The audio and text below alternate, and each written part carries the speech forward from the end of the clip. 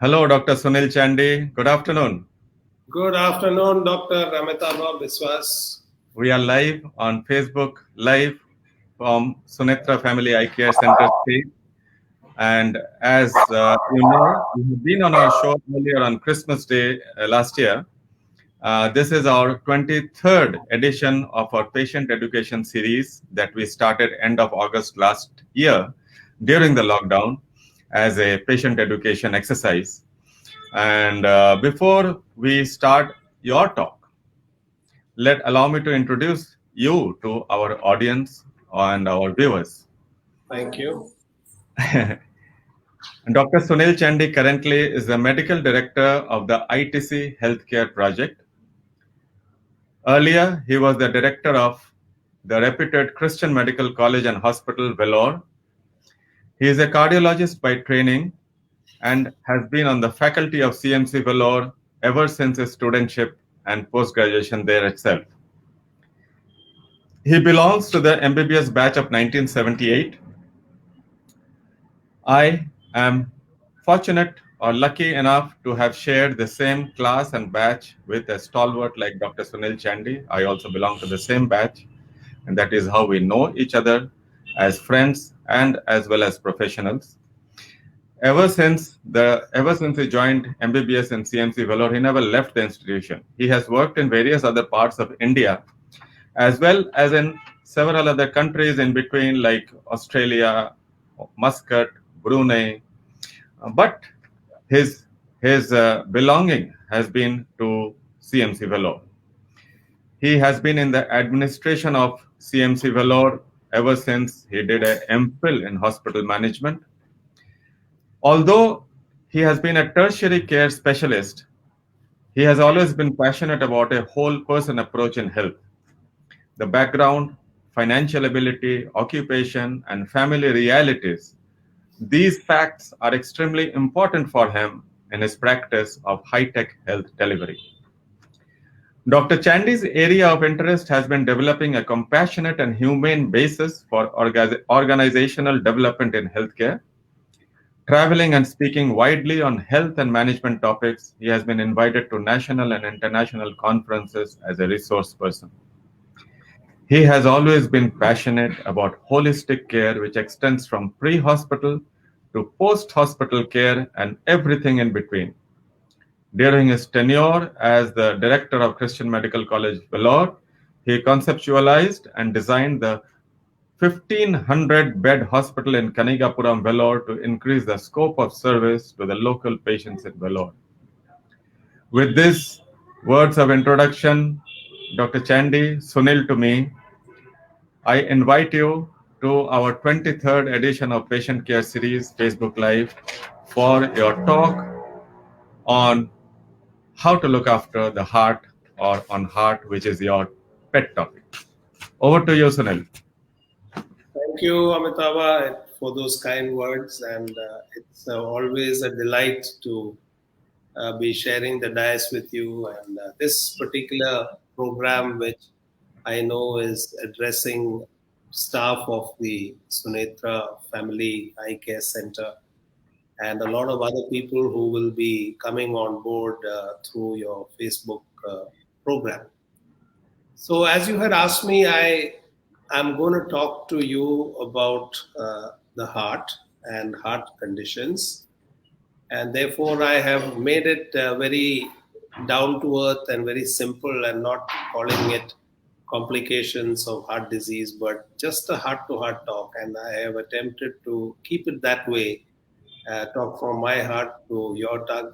The talk is going to be extremely simple, which even a class 6 student should be able to understand. And I hope I will be successful in doing that. Great. Exactly. So do you have a presentation that we can air and show to our viewers? Yes. Can you see it now? Yeah. Can I? Yeah. Is that it on the screen now? Yes. You can. Okay. You can. Is it coming? Okay. Yes. So as I mentioned, this will be indeed a heart-to-heart talk where I'm talking to you like any ordinary person, not as a cardiologist. And my aim would be to make it as simple as possible so that you are able to ask some questions if necessary. Let me Sure. start with this. Leave alone medicine, but if you just look at literature in any language, English, Bengali, Hindi, Urdu, you will find the word heart come a lot of times. Even in our daily conversation, we unknowingly use the word heart many times. Let me just take English. We often refer to this phase heart to heart talk, which means an open, candid, direct talk, or something that is coming straight from my heart means I'm being very genuine and very sincere and very transparent. Close to my heart means very precious something or someone. Heartrending scene is when a particular scene in front of you uh, really touches your heart and causes an emotional upheaval.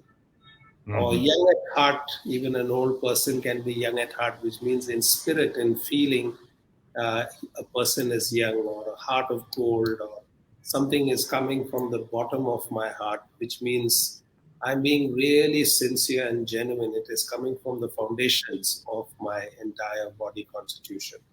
So this I can go on, but let me just stop here.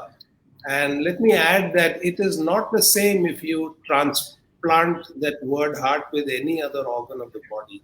Even in your own language, sweet Bengali language, you try and replace the word heart in all these phrases like a brain to brain talk. It doesn't sound good. Or straight from my heart, if you say, will you say straight from my nose? It doesn't sound good. Or something is close to my ears instead of heart, or it is a liver rending scene or a lung rending scene, or somebody is young at spleen, or I've got muscles of gold instead of heart of gold, or this is certainly funny and ridiculous. You will never say Yeah. something coming from the bottom of my tonsils. Why am I saying this? I'm saying this because it actually conveys to us the significance of this little organ that is encased and enclosed in this chest wall. And it's not only the poets and literateurs who have used art to their advantage. Not only we use it in our daily conversation, but it's there in poetry, it's in there in all forms of art, and it occupies a significant part of spiritual and religious expression as well. Go back home and just look at the verses from the Gita or the Bible or the Quran or the Granth Sahib, and you'll find that the word heart comes unusually more times than brain or hand or whatever else. It is also used, as we can hear now in this feverish pitch of election rallying, it is used even in political rhetoric, orations, and things like that. Okay? Yeah. So if you were to ask a young boy or a girl to just draw the heart, you know, this is likely what he would draw for you. It has become an iconic caricature or a cartoon of a very symmetrical, very pink, fleshy, romantic little sketch. And, people make gestures of it, and it's very common. And one thinks that, this is how the heart actually is. People who are Yeah. advancing would pass an arrow, and it all looks very good. But let me tell you that as doctors who have seen the heart in actual form, in anatomy and in surgery and in cardiology, it is actually quite different. The heart is indeed a very ugly looking organ, may I say. It is just a piece of flesh without bones, the only organ without bones in the human body, and it is the size of your fist, and it is placed not really in the center as that cartoon indicates. It is not a perfectly symmetrical organ, but asymmetrical. It is left-sided. It is occupying more of your left chest than the right chest, and it just goes on like a pump, like this. Wow. Beautiful.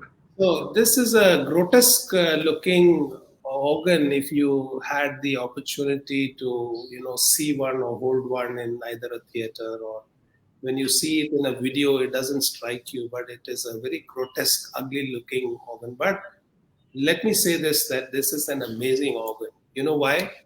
Because in all of us, it beats an average of 72 to 80 per minute. In some people, it might be a little faster or slower. That's all within normal range. And if you calculate at 72 per minute, it will beat 4,320 times an hour.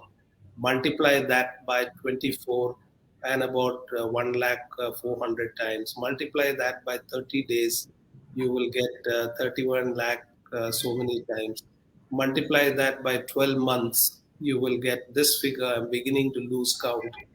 And in an average of 70 years of an average lifespan, these many times this organ will just beat, as that video has shown you. Pause, a question. Tell me which pump that you know of, made by the best company in the world, anywhere, can beat so many times so efficiently without it being opened, oil being given, serviced. None that I know of. But this faithful little organ, which is the size of your fist, will keep on going. Poop, poop, poop, poop, poop. It just keeps going on for so many times. And some people will live another maybe 10, 15, 20, 30 years, and it will just keep going. So it's an amazing organ. And it's a pump. You know that it pumps about 200 gallons of blood a day, which means in a 70-year lifetime, it pumps 50 million gallons a lifetime. Same question again. Name me one pump, even from NASA or the best organization that you can think of, the best technology where a pump just faithfully, without being opened or lubricated, can pump so many millions of gallons very forcefully, because that is the fuel driver, and it perfuses your entire body as long as one lives. So therefore, there is this question of why are we discussing this today? I'm submitting to all of us who are listening that this little organ needs to be respected. This little organ is the pump of life, the wellspring of life, and therefore it needs to be cared for. And that's why we are here today to discuss a few aspects in very simple terms. Why is it necessary? Can't we just ignore it? It will run its life. And that is because all of us today, in this day and age, are, as Indians, are exposed to a little more risk. We are classified as high risk groups compared to other ethnic groups. Because of the fact that we are city dwellers, we are under a higher risk category, and we are all professionals, whether we are doctors or engineers or bureaucrats. We are all stressed from the current pattern of life that we follow.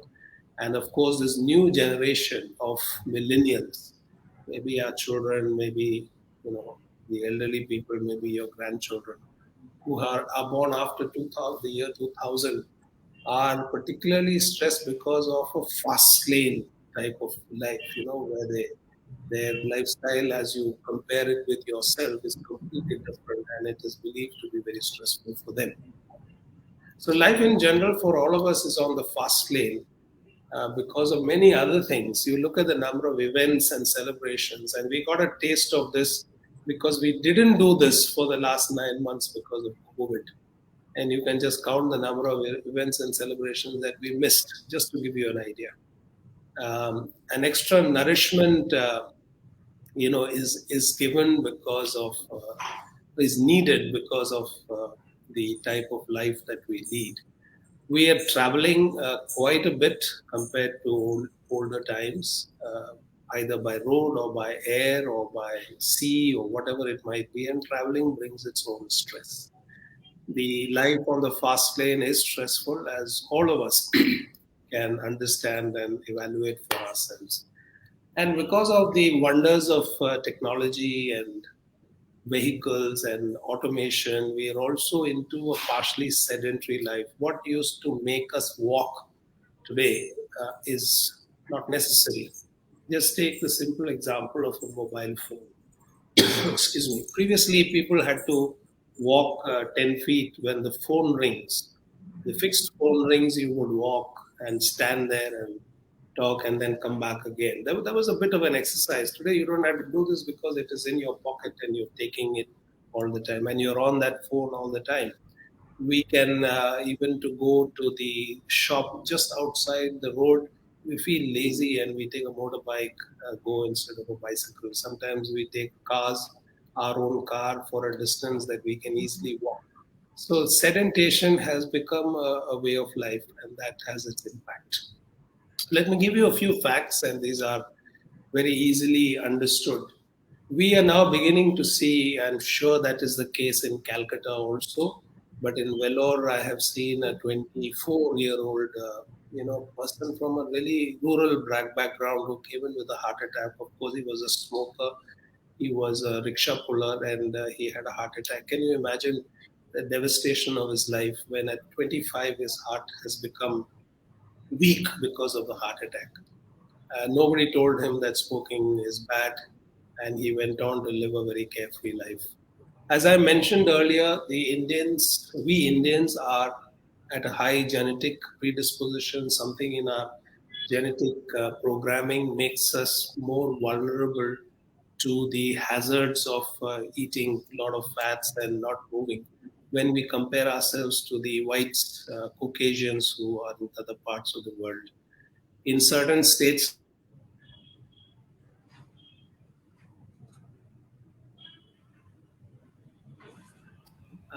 Rajasthan, a friend of yours or a cousin of yours who was in his 40s, he was fine. Suddenly he had chest pain and he was brought there to the hospital. This is called sudden cardiac death. And of course, the tremendous, not just physical, but somebody young when he has a heart attack, it results in tremendous amount of social, emotional, and financial devastation because he may be the single earning member of his family. Suddenly, he can't work, he can't do as much work as before, and it tends to translate into a financial difficulty for the family, children's education, so on and so forth, and of course, a reduction in the quantum of life as well. So these are the reasons why this organ needs to be cared for. Because today, your health is not about the infections that troubled our fathers and mothers and grandfathers. It is not malaria, tuberculosis, or pneumonia. Of course, the COVID is an infection which has come in a very like a tsunami. That's different. But tuberculosis, malaria, and pneumonia doesn't worry us as much as it did our forefathers. But it is heart diseases and strokes and stress diseases, psychological disorders that are the main concern of people today. And India is facing a triple burden where the in rural areas infections continue to be a problem. At the same time, non communicable diseases like what we are talking about, heart attacks, strokes, psychiatric diseases, are becoming big. And to that, we have now added in the last 20 years one pandemic, COVID-19 of that scale, and mini pandemics like Ebola and Zika and things like that have happened. These are viral diseases that is now placing a burden on the healthcare ecosystem. So, is it because we are don't have enough? No.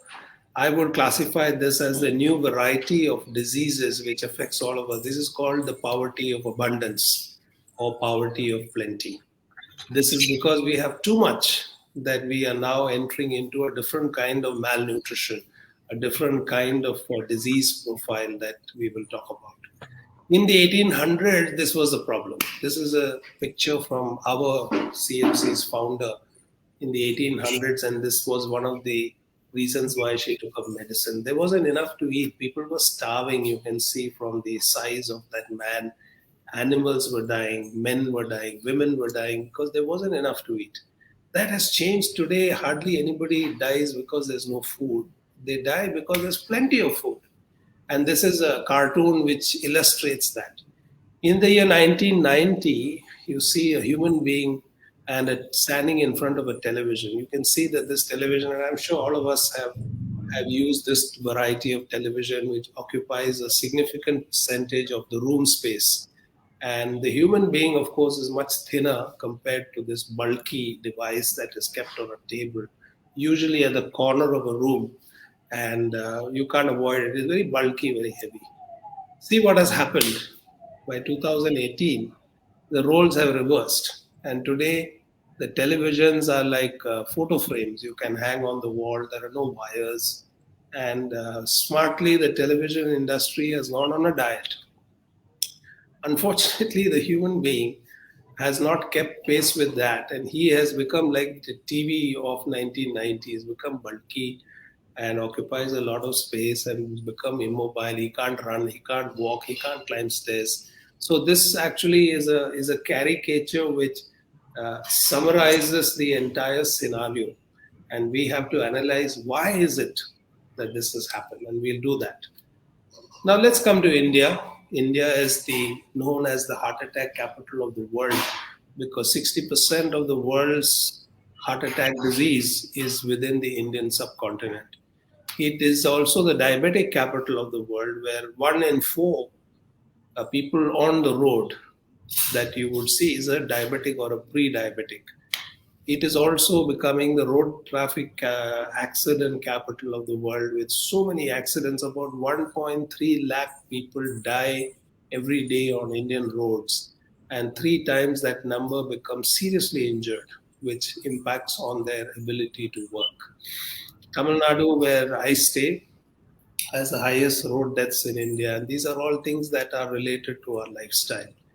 Every third person here in CMC and in Vellore is a diabetic, and I'm sure in Kolkata also it is the same. Just a graph to just show you the same thing, that 60% of the world's heart attack burden is in the Indian subcontinent. The rest of it forms a small wedge of the overall pizza of disease. So heart attack is occupying now about 18% of people. 30% of people have got high blood pressure. 21 to 25 is a slightly old data. One in four or one in 4.5 people are diabetics, and about 18% of our population smoke. Unfortunately, most of the smokers today are in the rural areas as opposed to 40 years ago when it was part of the style of executives and even doctors. Excuse me.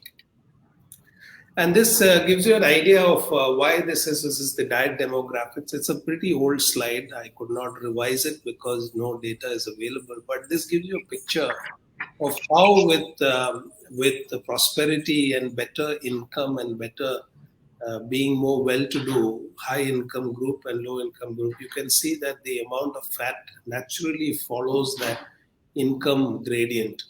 The more we have, the more prosperous we become. We tend to consume more and more fat. It's easy to understand. We go to the best street shops and the best hotels and eat a lot more, eat a different quality of food. As you can see from the first two lines, first two categories, the fat consumption, how it changed from 1951, around the time of our independence, almost doubled to 2001. And about 30% of the total milk produced in India was used for the production of ghee. This is in 2001. I got this figure, which is the last line in 2020, 170,000 metric tons of ghee has been manufactured. This is in a COVID pandemic year. Obviously, people were sitting and consuming because all the ghee produced has to be eaten. There's no other use for ghee except for a small fraction being burnt for worship and diyas and things like that. What about children? 20% of our school children are overweight. This is from the Chennai school study. 8% are obese. So overweight is that central part, middle part, where you are fit and then you become overweight but not obese. And obese is an extreme of overweight where you begin to look very round and your body mass index changes. And it is predicted that by this year, 2021, 18.8% between 5 and 16, the number of children who will be affected will be that staggering, 9 digit figure that you see on the right. and 12% of the children are going to be obese, and most of them are going to be in cities. And many of these kids will have heart attacks by the time they reach 35, 40. So it's very alarming because this is about not about you, but about your children and your grandchildren. Therefore, we need to be very careful. Again, to emphasize that this is a picture of a school in, I think, United States in the year 1966. You can see it from the picture. The lady on your left is the teacher, and all the rest are students. See how slim they were. I'm sure if you look at your own school picture, it will be very similar to this, your own picture. Now, someone took a picture of these, the children of these people many years later in 2008, a few of them. Can you see the difference? These are the children of these people who were school kids at that time, and now these are the school kids. There's no uniform, that's gone. But you see, all of them are like Golgappas, they've all become, because there's plenty to eat at home, fast food and, junk and beverages and all that. So, why are we concerned about this? So, what if they eat that? Because we know that high intake of fat, cholesterol, tends to collect in these vessels called arteries, which supply blood from the heart, the pump, to the various parts of the body. It's like a network of pipes, and it tends to collect. And if you have diabetes, your chances of this collection is more. If you smoke, you are more vulnerable. If you have high blood pressure, and of course, if you have fat. Now, remember that these four things which have just flipped in front of you are called risk factors. So, if you have one or two or more, you are more at a higher risk than you would be if you did not have these. So, if you're a smoker, you should stop smoking. If you have diabetes, you must control that. So, all these are things that can be controlled, they are reversible. And that's the reason why I have put this out. And of course, lifestyle changes. In general, you may ask, why is it that is going wrong all over the world? As I mentioned, it is because people are becoming fatter. They are exercising less because of the type of lifestyle we lead and because of automation and vehicles, easy access. People are becoming sedentary and we are living stressful lives. Just these four. Lots to eat, less to exercise, mechanized life, and stress because of various things. When I made this slide, a few years ago, social media was not a stress. Today, social media is the cause of stress. All kinds of stress that social media is causing, we must have that. And of course, in living these new forms of life, we are reversing God's principles of health because God created us to be working people, like machines who would be disciplined to get up in the morning, do our morning ablutions, go to work 8 hours, rest for 8 hours, eat as natural food as possible. But all those principles have been reversed. This is a joke about Michelangelo, who was a famous sculptor, and this is the sculpture of David who he made. He went, this is just a joke as a commercial break. He went to the United States for doing a course for 2 years. Just imagine this is fantasy. And this is how he came back. After a 2 year stay, David returned to Italy. You see how he became completely different in his body constitution. And his trip was sponsored by McDonald's, Burger King, KFC, and Starbucks, and our very own, Saravana Bhavan and all that. This is just fantasy. This is not real. But just to drive home the point about all these things that we really enjoy, all these things we enjoy in moderation. When it becomes a way of life, a part of life, then this is what will happen to our bodies. Okay, so we are doing three things wrong. We are eating wrong, we are eating more, and we are eating irregular. Just put these questions to yourself. We are eating the wrong things, we are eating more than what is required, and we are not eating in a disciplined manner. Unfortunately, for our young people, the models that they see are people who are not necessarily fit today. I mean, I'm not talking about the cricketers, but movie stars who are, really obese, and unfortunately, they become the heroes for them, and because they do several heroic things on the screen, they also follow their lifestyle, which is very unfortunate. Now, I want to bring you some statistics of Vellore. I don't have any idea what it is in Kolkata, but it will be more. I'm sure there are 187. Remember, Vellore is a small city. It has got 187 biryani shops, 240 sweet shops, and about 134 bakeries. I have no idea what Kolkata will have, but you can do your own research by just looking at one street and seeing how many of these are there and multiplying it with the factor. We all love this scene.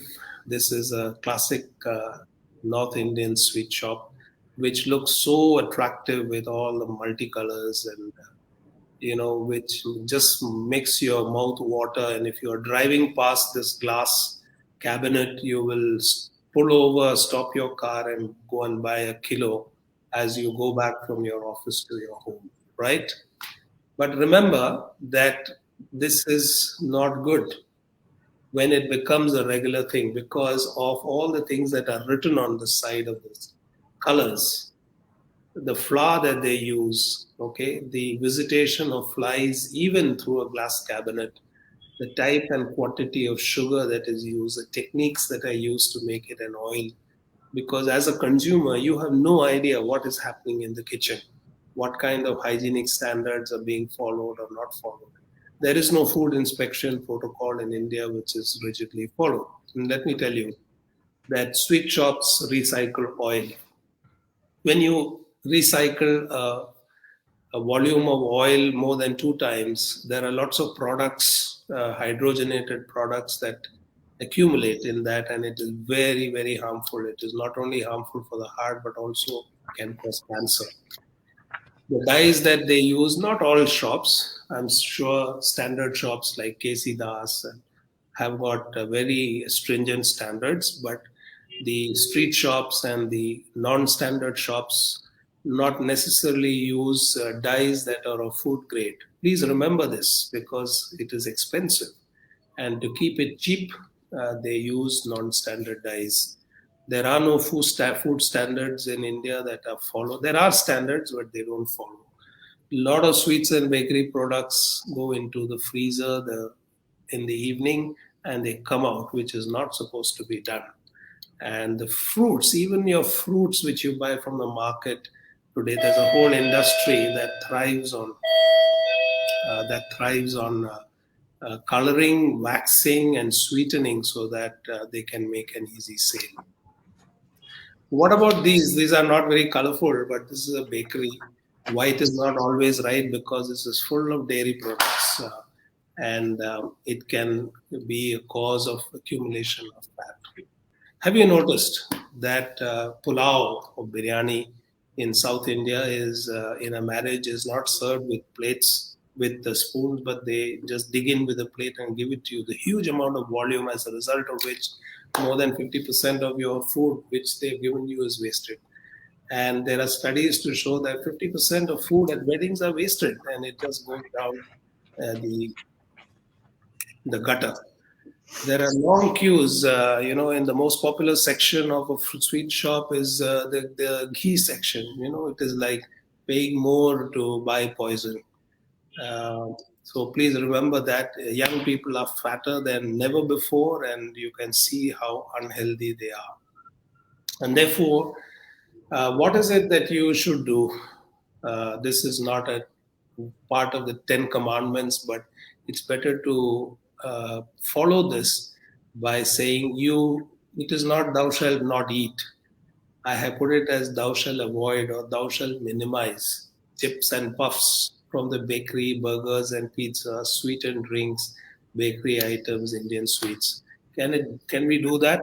Certainly not, because these are very tasty, tempting food items, and the joy of life comes in occasionally taking it. There's nothing wrong in that.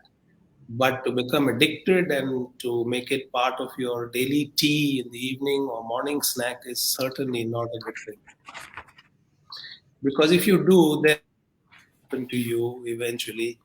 Instead of the man riding the big scooter, the scooter will begin to disappear under the contours of your expanded body. You may ask this question: what if you're fat? Well, this is what will happen. You become more prone to high blood pressure, diabetes, high cholesterol. It tends to make you very, very dull. You don't move as much because you have to carry that weight. And you also begin to snore because there's a lot of fat in your neck. And your wife will complain that you are making a lot of noise, which is disturbing her sleep.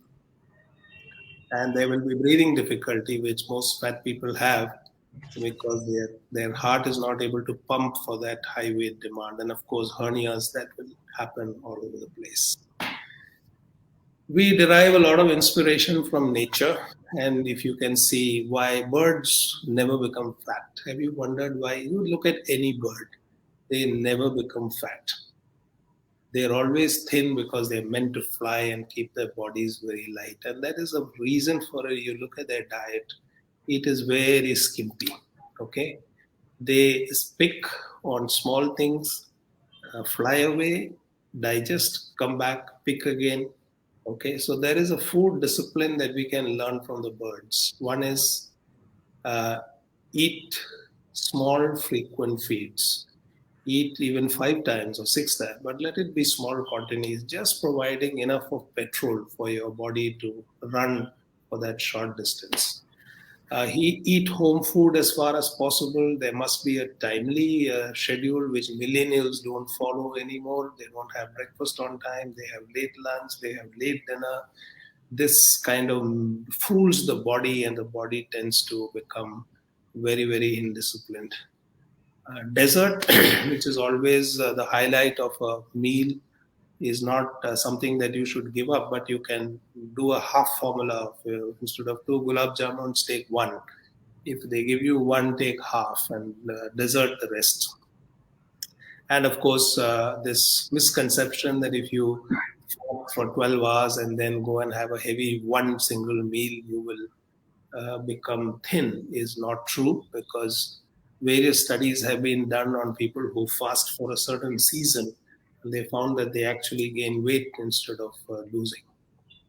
Have a fruit and vegetable culture, which is always good, and never feel full.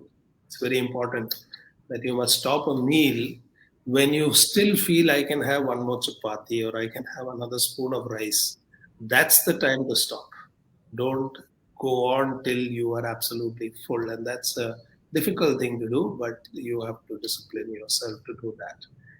This is a very important slide, and most people don't realize this, that your best meal is not lunch. If you're a working professional, breakfast is your driving meal. It is the solid energizer, and therefore it must be balanced with carbohydrates, fat, and fluids in a balanced way. Because for a working professional, this is like the petrol in the morning to drive you well. Lunch is the working meal. It should be as light as possible because you don't want your schedule to be pulled down in the evening or in the afternoon because you've had a heavy lunch. So it's a one sandwich, one fruit, one glass of juice instead of a full tiffin carrier with 5 items. It's not really necessary. Dinner is the most pleasurable meal where there is no time constraint. It's a high quality meal which is taken best between 7 and 8 p.m. with family or chatting where there is no time to rise, and it will give you the joy of life. It's very important, simple formula that you can follow. What about exercise?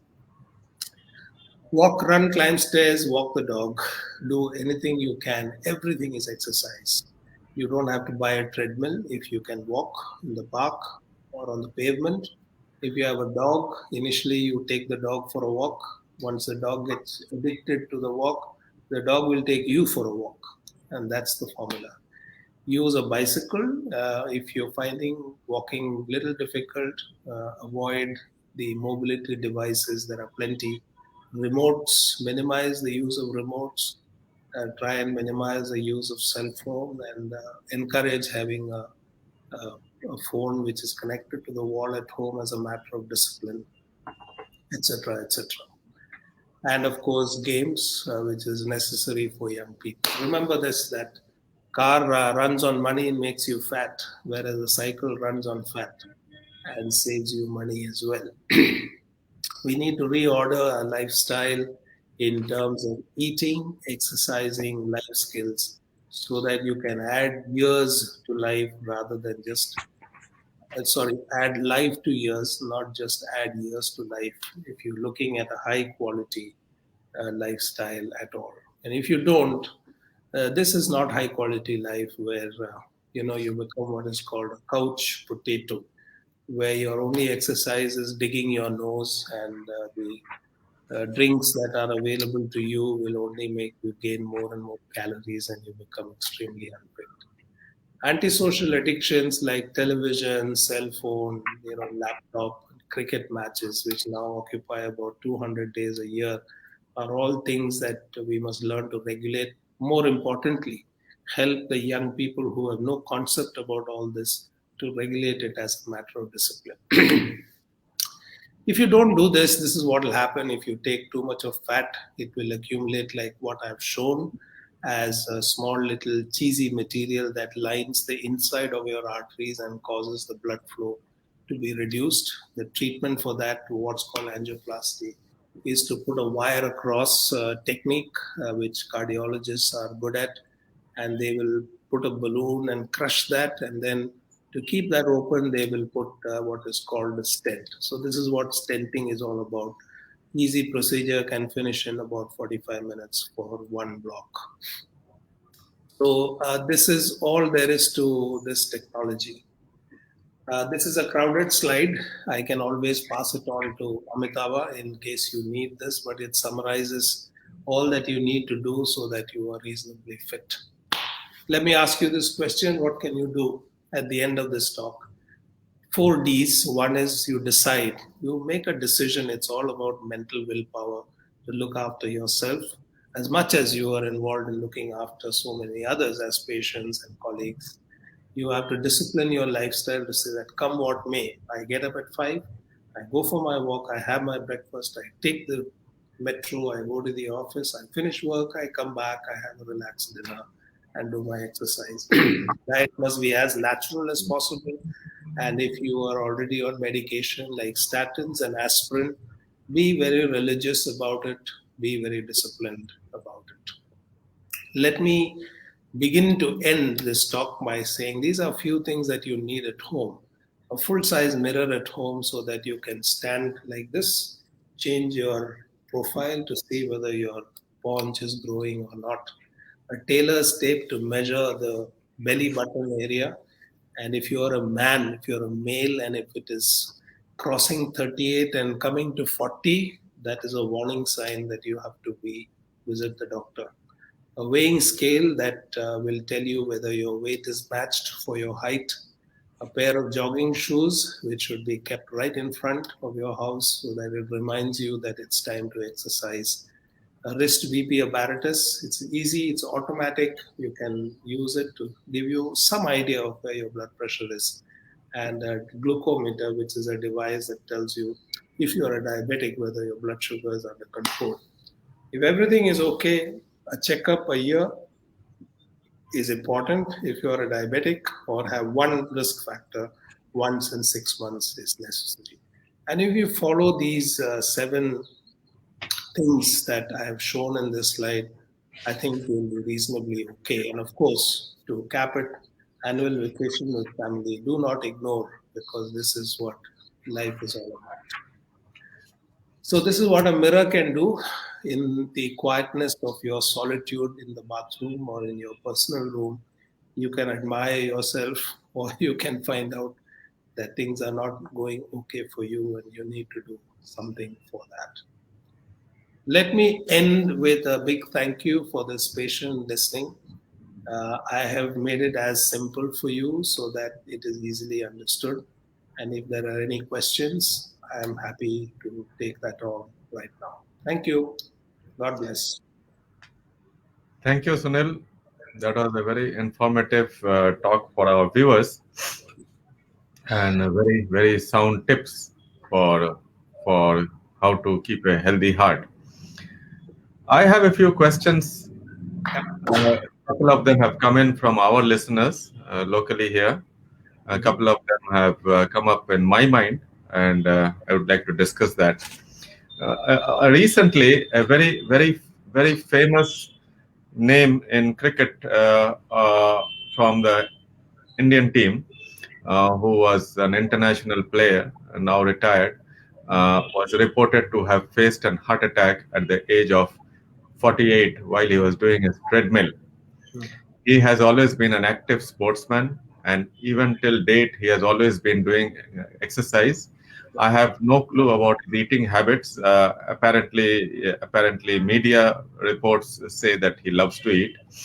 Um, and so, a person like that, when a person gets a heart attack like that, what could be the possible reasons? One of the things that was highlighted was perhaps one of the things that you also mentioned is genetic predisposition.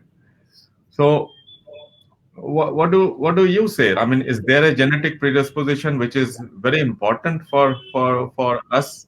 Absolutely. I mentioned that Indians in general, there have been studies done on it to show that given the same conditions of diet and lifestyle, and even the weight and height of Indian versus a Caucasian, the Indian is more prone to getting a collection of cholesterol in the arteries, strokes, and heart attacks. And this is because of the genetic predisposition, which we are talking about. There's a tendency, our DNA genomic profile, our DNA is somehow programmed to make us more disadvantaged than the Caucasian compatriot that we may have. Uh, Even, what even is the possible reason for that? I mean, yeah, so there's no reason for that. It is, there are genetic variations that determine ethnicity. The fact that we are brown skin and they are white skin, their arteries are larger, they are larger built, we are smaller built. So these are all determined by the genetic microprogramming that we have no control on, and I was.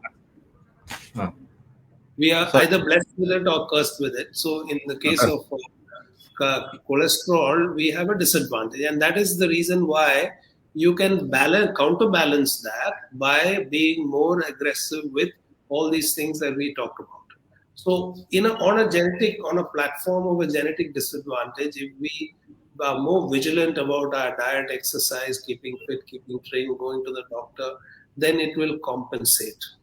You see, now I have no idea about the details of this eminent sports person, but I agree with you and with all the others who've said that maybe a person who is so fit, who's led the country, and I'm sure his fitness, looking at him, he's not obese by any sense of the term. Yet he had not one, but more than one blockages. It is because of a very strong genetic. If he has siblings or his parents, the history from them will actually give you a clue about that. So he now knows that there is a problem. He has to be extremely aggressive in treatment. And by the way, today he has gone back to the hospital with chest pain, is what I just read on the internet. I hope it's not true. Oh, really? I didn't know about this. Okay. Okay. So, I so have that, a colleague of mine sitting here with me, Dr. Mitro, who is nodding his head in Unison. Apparently, that is true. yes, yes. So, So, this is the mystery of life that, you find people who are, if you begin to question yourself, you know of somebody who's lived an absolutely lavish lifestyle, done everything that is wrong. And then he had an angiogram at the age of 58 and it was pristine normal. Whereas you have somebody like the person we just talked about, who's been fit, who's been a sportsman, done everything right, yet his coronaries, 2 or 3 blockages came up. Difficult to explain. These are all the limitations that we have in our understanding today, but there is some hidden risk factor which is not yet identified. But these are outliers, the chance of both these are extreme outliers. Most of us fall in that center part where rules operate, regulations operate. And I think we just need to be disciplined on that count. So, for the benefit of our viewers and for a layperson, Mhm. obviously there is a rule or there is a room for periodic health checkups, right? Absolutely, absolutely. So, at what age should one initiate or start having periodic heart checkups like ECG or a cardiology checkup? What do you suggest? So in today's day and age, the answer would have been different when we were students. But today, if you crossed 40 and a male crossed 40, it is better to start having yearly checks uh, with everything okay, because of the way we have seen sudden cardiac deaths. Because the genetic profiling is not done routinely, and you, unfortunately, for the heart attack disease, the first warning symptom is a heart attack. Before that, he may be absolutely, like in the case of this person, that he had no clue, but the first symptom is the disease itself in a major severe form. So why take a chance if you're a busy professional or an executive with a little bit of a tight lifestyle at the age of 40 if you're a male, and if you're female, I would say 45. The answer would have been a little different, when I did my MD and they would ask me this question, I would say 50 for male and 55 for female. That has changed. Millennials, because of the reasons I just mentioned, they when they come of age, I'm sure they would need to have their routine wellness checkups by 30, 35, especially those who've got a history of a father or a sibling who've got sudden cardiac death and so on and so forth. But again, those are rare situations. Today, answer to your question is 40 male, 45 female. Start your lifestyle modification. Fair enough. And this periodic checkup should obviously include the routine blood tests for lipids, sugars, Yes. etc., and Yes. an ECG, right? ECG, yes, once a year you must do an ECG. Yeah. And ECG is a resting ECG. It may not show anymore, but once in 2 years, I would say do a treadmill Okay. just to make sure that things are. These are all to ensure normality. It is not to assess abnormality. When does an echocardiography become necessity for a routine examination? So, Like, echocardiography is a scanning or a picture that is derived through ultrasound images to look at the structure. So, if there is no structural abnormality like the valves are normal or muscle is normal, echo is of not much value. Heart attack is a functional disease till the damage is done. You walk and then you get chest pain. You do an echo, it may be normal. So echo comes into the picture after somebody has had a heart attack, and you want to see whether that part of the muscle that got the blood supply got turned off during the heart attack, is it kicked back to normal? Is it dead? Is it recovering? Echo will help you to say that.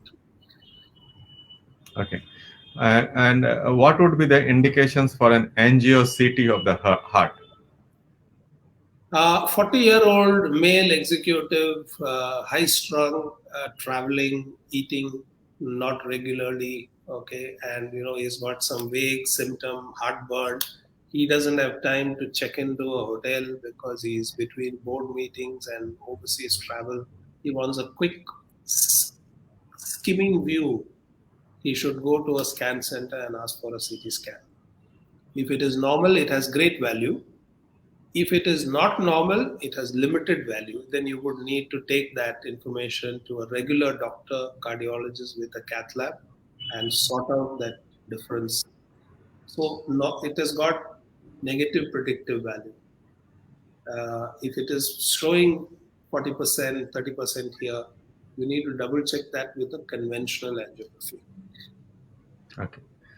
Okay. One quick question for the benefit of our viewers once again is about, like, how does a layperson or a common man figure out that there may be some problem with the heart. So what could be the possible symptom in a day-to-day life situation?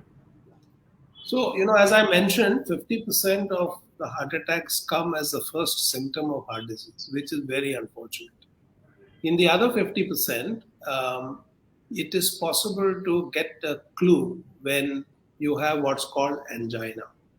The classic symptom is when you do a bout of exercise, which may just be walking your normal walk or climbing 2 flights of stairs, which is normal for you, you start to get a bit of discomfort. It's not frank pain. It's a discomfort which is vaguely described. Some people will say it's a burning sensation. Some people will say pet mein darad ho raha hai. Some people will say I get a little choking which is on the throat. Some people will say nape of the neck. It is predictable. It comes with the same degree of exercise challenge, and it is relieved with rest. It is time for him to take that symptom very seriously and go to the family doctor first, who will then reroute you to cardiologist.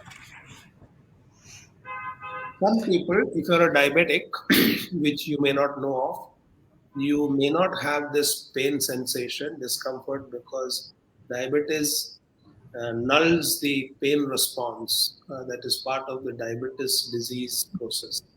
In those people, they have what's called angina equivalence, which means it may not be that discomfort, it might be a sense of breathing difficulty, a sense of giddiness, or a cough. So these are called equivalence, angina equivalence. That also should not be ignored, Okay, especially. I wasn't familiar with this term. Thanks for the education. Okay. Well, another quick question is about blood pressure. You say a blood pressure, we all know, fluctuates throughout the day. There is a diurnal variation of a blood pressure for most people or everybody. Yeah. So recording a normal blood pressure need not necessarily mean abnormal blood pressure at other times. Yeah. So what is the relevance, or what would be the indication for an ambulatory blood pressure monitoring in today's scenario? So, the guidelines say that one isolated blood pressure done in a clinic by a doctor is not enough to brand somebody as having blood pressure as a disease because of what you just said. There are fluctuations depending on the time of the day, your mental status, your physical status, etc. But if the index of suspicion is very high, there are two ways of establishing it. One is the old guideline which says that 3 blood pressure readings at 10 to 15-minute intervals done at the same sitting by the same device by the same person. If there is a consistently high blood pressure, then the index of suspicion moves upwards. Remember that there is something called white coat hypertension. The blood pressure can transiently go high because of the patient's sensitivity to the fact that he is sitting in front of a doctor. That can raise blood pressure. So to allay that, there is something called Or 24 maybe hour. if the nurse is too good looking. The same thing may happen. Uh, so to allay this and blind it, there is something called a 24-hour ambulatory blood pressure, which is operator independent, and the patient gets the blood pressure apparatus fixed, and it is programmed so that every 10 minutes or 15 minutes, you will have the sensation of it, the cuff going up. It will record it on a digital format, and the machine can be then interrogated later on with the software to look at a 24-hour in a normal scenario. So he goes home with that, which means you're catching the average blood pressure of an individual in his normal scheme of things. He's allowed to go to work. He's allowed to be at home, watch a movie, fight with his wife, so do everything that a normal person would do. And it gives you a minute to minute or an hour to hour profile, which is more realistic than this ceremonial blood pressure which is taken in a clinic. So that's the value of 24-hour monitoring. It is also useful to see whether the medications that you are prescribed is actually having an effect. There is the nocturnal dip, the blood pressure dip that happens at the night, whether that is there or not, that is normal. If there's an absence of a dip, it tells you that blood pressure is around the corner.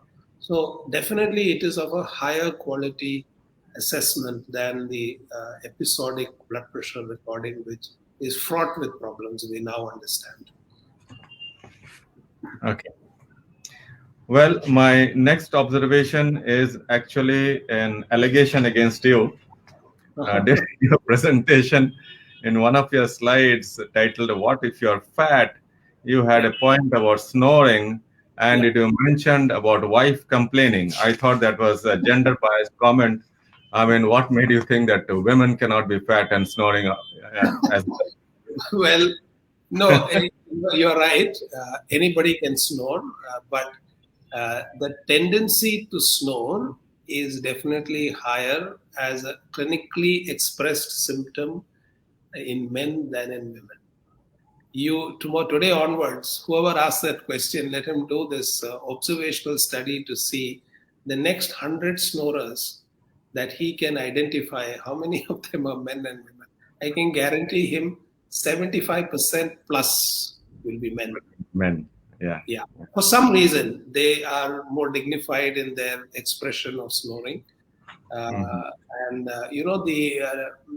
the accumulation of fat around the neck is much more common. Hump of the neck and the bull's appearance is much more common in obese men than in obese women. Women never have that degree of obesity that causes this. They may have a body obesity, but for some reason they are well protected. And I have never heard a man complaining that his wife, in my 30 odd years of practice, that my wife is snoring, I can't sleep. But plenty of women who have said, मेरे को नींद नहीं आता है doctor साहब ये तो खर्राटा लेके रहता है." So that's Okay. One last point for you. In one of your concluding slides, you mentioned about things you need, and you mentioned the need for a weighing scale, which is definitely a must. yeah. Uh, Nowadays, in addition to weighing scale, you have the smart weighing scales. Are you aware of them? So they Yeah. measure the body fat and the BMI and everything. I mean, how good are they? Well, this is a Japanese technology, and somebody trialed it in where I work as a model. Extremely, it was very impressive. I must say, it's like a weighing machine with some gadgets, which is at your height level, and it gives you the amount of fat on your stomach, in your truncal region. It tells you whether your muscle groups are weak. And actually, what they did, I did it as a volunteer, and it was fairly accurate, I must say. Okay. However, it's an expensive device to acquire it on a personal basis, and the additions that it gives may not have a daily value. Yeah. There's no point knowing your muscle is weak every day. So, in the interest of compliance and easy availability and repair and replacement, it is enough if you have a digital scale, okay? And if you don't have a digital scale, even the standard weighing scale, a bathroom scale, is more than enough. So it gives you a sense of where you stand in terms of weight gain and weight loss. Yeah, the reason I asked is that you know that I am a fitness freak, and I do a lot of fitness Yeah, regime. I follow a fitness regime. yeah. So I have just ordered one over Amazon. I'm expecting a delivery in another 2 days of a smart weighing scale. Well, tell I me mean, how it fares for you, and I'll recommend you. yeah. That was great, Sunil, talking with you and discussing Thank with you. you about the wellspring of life, the heart. And Yes. I must thank you on behalf of Sunitra Family Eye Care Center for having accepted to be on our show. And Yes. we understand and we hope that this would not be the last occasion in which you will be on this show. Sure. We would request you again on a different, looking at the heart from a different angle and discussing it from a different way. We will Absolutely. again come on this show. And until then, wish you all the best. Please convey my namaskar to all your beloved colleagues in Sunetra and your Facebook group, and we'll be happy to be of any use to you even in future. Thank you so much. And We have God bless. fond memories of your being here as a chief guest during one of our foundation days, Thank you. and having inaugurated one of our equipment, Yes, yes. and well as the pharmacy services. And the Yes. plaques are still on There. display at our center. Thank you. This year, or rather in 2019 November, rather, no, not 2019, 2020 November, we completed 25 years of service, and we were actually planning for a big show, and Okay. you were on the eminent guest list for our show. COVID Unfortunately, because makes of quite COVID, poor. and the entire thing has got postponed. No We problem. hope to come over or come about with that celebration sometime in the middle of this year, before we complete another November. We'll Absolutely. let you know. We'll let you Thank know. you so much. God bless. Okay. Bye bye. Bye Thank bye. you. Bye for now. Bye. God Thank bless. you.